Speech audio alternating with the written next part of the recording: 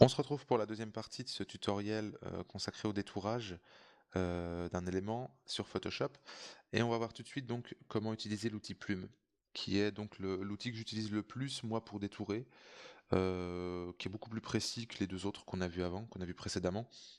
Donc par rapport vraiment à l'outil de sélection rapide et l'outil baguette magique, ça n'a rien à voir. C'est un petit peu plus long, euh, mais par contre voilà, vraiment vous avez un résultat qui est beaucoup plus propre. Donc là on va sélectionner tout de suite l'outil Plume, on va ouvrir une photographie, on va prendre celle-ci. Donc là, on a une voiture et on va vouloir sélectionner donc tous les contours de cette voiture afin de pouvoir donc la remettre sur un autre document. Alors donc on va donc comme je disais sélectionner l'outil plume, pardon, on déverrouille l'arrière-plan, on va venir zoomer en faisant CTRL plus ou molette, Alt molette. Pour vous déplacer rapidement, sur le document, vous avez un raccourci qui est assez intéressant, qui est espace. Donc vous restez sur espace, vous avez la petite main qui apparaît, et en cliquant, vous pouvez donc faire bouger votre document comme ça. Et ça, c'est vraiment aussi un raccourci que j'utilise beaucoup.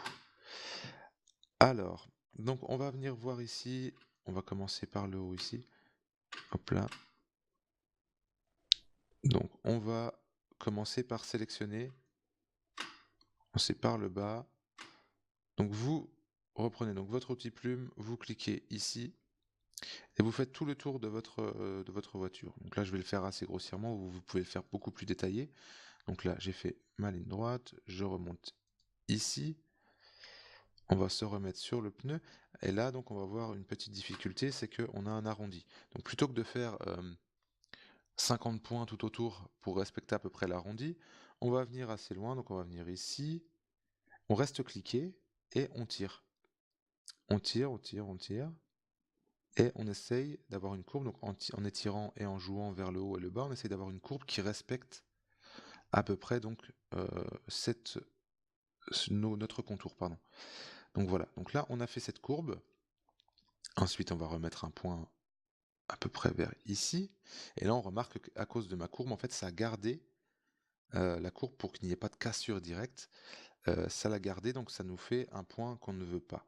Donc là on va revenir en arrière, je vais vous expliquer comment réussir à supprimer cet effet là. Donc pour revenir en arrière, vous faites CTRL Z, donc ça revient une fois en arrière. Si vous voulez revenir plusieurs fois en arrière, il faudra faire CTRL ALT Z. Donc si vous voulez revenir 10 étapes derrière. L'autre solution aussi, donc c'est d'afficher dans Fenêtre l'historique. Donc là vous voyez nouveau point d'ancrage. Donc si je veux revenir au tout début à mon nouveau tracé, je vais cliquer ici, revenir sur mon nouveau tracé et enlever donc les trois points ici. Mais donc là simplement une fois revenir en arrière une fois, c'est CTRL Z. Donc ici pour supprimer l'angle pour qu'il y ait vraiment une cassure directe et que ça suive mon contour, je vais venir sur le point ici, je vais faire Alt. Et là vous avez ce petit V là qui apparaît, ce V à l'envers. Donc là on va réduire cet angle et le mettre euh, dans la direction de mon contour. Et donc là je vais pouvoir venir ici, continuer, j'apporte un tout petit peu, voilà, un tout petit peu de courbe. Et donc je continue ici. Je peux continuer mon contour. Ici avec une légère courbe. Et là on voit bien que donc j'ai fait une légère courbe. Et du coup ça reprend la courbe pour qu'il n'y ait pas de cassure. Automatiquement le logiciel va me reprendre une courbe ici. Donc si je la veux pas, je fais comme tout à l'heure. Je viens sur l'angle. Sur le petit point d'angle ici, je fais Alt. Hop là, en restant dessus, pardon, j'ai rajouté un point. Donc je fais Alt. Et je vais réduire et la remettre dans la direction de mon prochain point. Voilà. On va venir ici, on étire un petit peu. Tout de suite, je sais, donc je fais Alt et je le remets dans la direction. Et je viens cliquer ici. Voilà, donc je pense que vous avez à peu près compris. Je vais continuer. Je vais vous reprendre à la fin donc, de mon contour.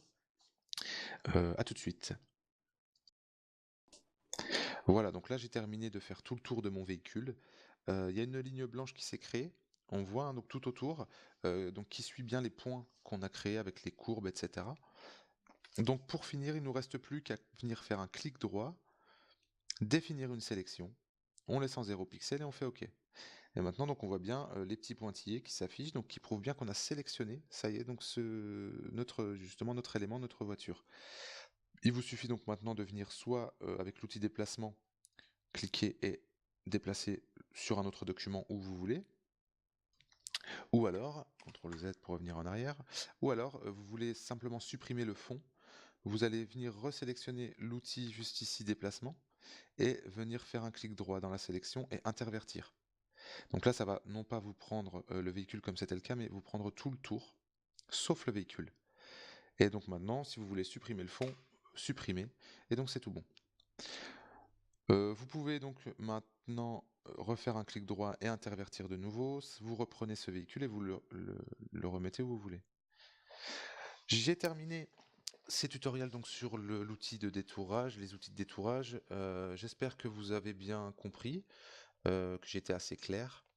On se retrouve très bientôt pour un nouveau tutoriel. N'hésitez pas à me poser des questions.